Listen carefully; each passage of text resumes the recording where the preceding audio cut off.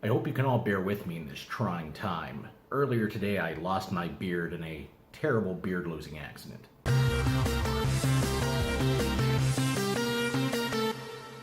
After I featured the EVGA DG-73 in our broadsword build, I received several requests for posting a review.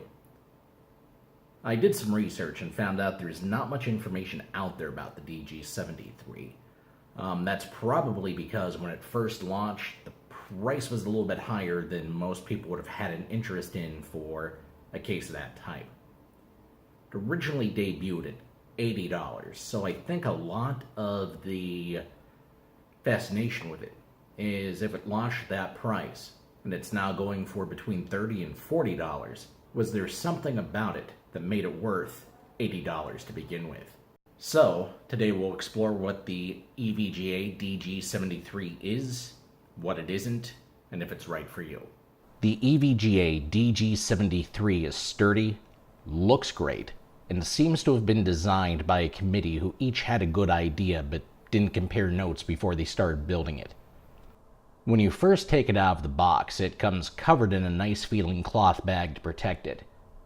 Unfortunately, it makes the case look like it was kidnapped by ISIS. The top of the case is grooved, revealing metal mesh that increases airflow.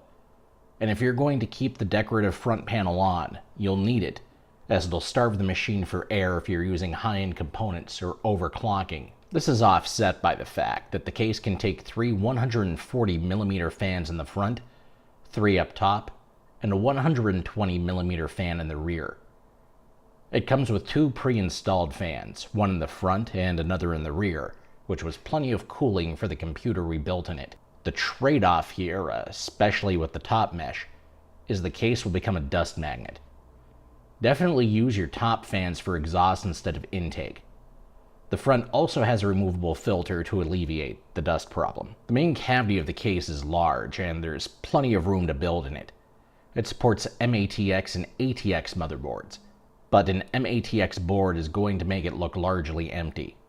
A feature I really liked and haven't seen in any other case is the standoff for the motherboard center is permanent, as both MATX and ATX motherboards will have a hole there. Behind the motherboard tray, there's plenty of room for cable management. Also here is where up to 4 drives, 2 hard drives and 2 solid-state drives, can be mounted in quite possibly the nicest drive mounting system I've ever seen. The only disadvantage I see here is that you can't show off your SSDs, and you can't mount more drives than 4. If you want to go into further detail, a tutorial on how to use the drive mounting plates will be linked at the end of this video. Both side panels are extremely sturdy, and the acrylic didn't scratch with regular use. Given how the acrylic of my Thermaltake Versa N924 Hellfire scratches if you so much as look at it funny, this is extremely nice to see. There is a power supply basement, but there are artsy notches cut in the top of it that make your wires visible, so I'm not sure what the point is. There is also a removable filter on the bottom to protect the air intake for the power supply.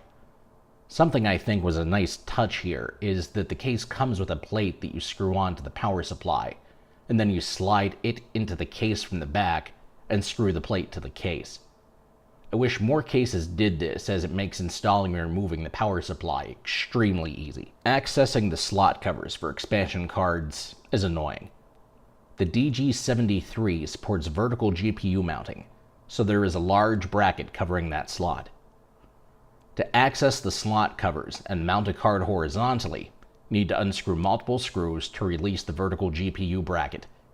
Unscrew the slot covers, mount your card, replace the screws to hold it into place, then replace the bracket.